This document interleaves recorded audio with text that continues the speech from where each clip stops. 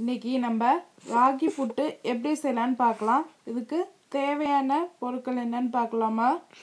ராகி மாவு 1 கப், வெல்லம் 1 கப், தேங்காய் 1/2 கப், முந்திரி பருப்பு 8 to 10, ஏலக்காய் பொடி 1 டீஸ்பூன், நெய் 3 டீஸ்பூன், உப்பு அந்த மாவுக்கு ஏற்ற அளவு.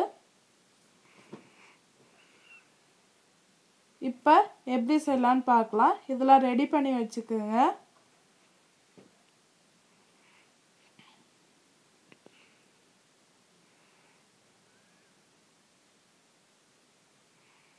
இப்போ ஃபஸ்ட்டு ஒரு பேசின் எடுத்துகிட்டு மாவு போட்டுக்கலாம்.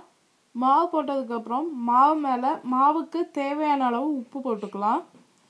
உப்பு போட்டுக்கிட்டு அந்த மாவில் லைட்டாக சுடு தண்ணி, எப்படின்னா கைப்படுறோன்னா ரொம்ப சுட வைக்கக்கூடாது, பச்சை தண்ணி இல்லாமல் இதெல்லாம் கொஞ்சம் வார்ம் வாட்டராக எடுத்துக்கணும். எடுத்துகிட்டு அந்த தண்ணியை கொஞ்சம் கொஞ்சமாக தெளித்து மாவில் பிசைஞ்சிக்கிட்டே வரணும். பாருங்கள், கொஞ்சம் கொஞ்சமாக அப்படியே அந்த இது பண்ணி நல்லா கையில் தேய்ச்சிக்கிட்டே வரணும். இந்த மாதிரி தேய்ச்சிட்டு வரும்போது அது கொஞ்சம் ஈரப்பதமாக இருக்கும் போது இங்கே பாருங்கள், இந்த ஸ்டேஜுக்கு வரும்போது நீங்கள் இது பண்ணிவிடுங்க.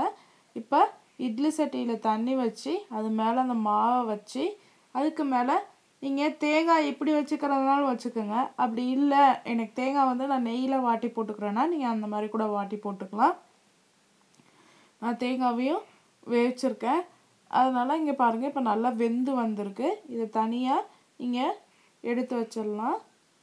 இது ஒரு 1/4 மணி நேரமாவது வேகணும். ஏன்னா அப்போ தான் அந்த கேழ்வரகுல இருக்க பச்சை வாசனை போகும்.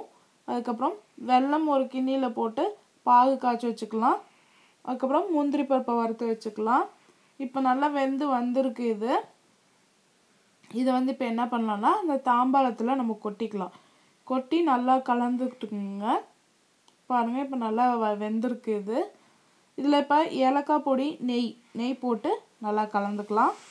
கலந்ததுக்கப்புறம் லாஸ்ட்டாக நம்ம பாகு காய்ச்சி வச்சுருக்கோம் பாருங்கள், அந்த பாகை இதில் நம்ம ஊற்றிக்கலாம். ஊற்றிட்டு நல்லா கலந்துக்கலாம்.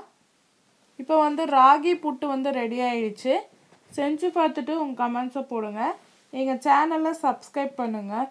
உங்களுக்கு பிடிச்சிருந்தா உங்கள் ஃப்ரெண்ட்ஸ்க்கு ஷேர் பண்ணுங்கள். வீடியோ பார்த்ததுக்கு நன்றி.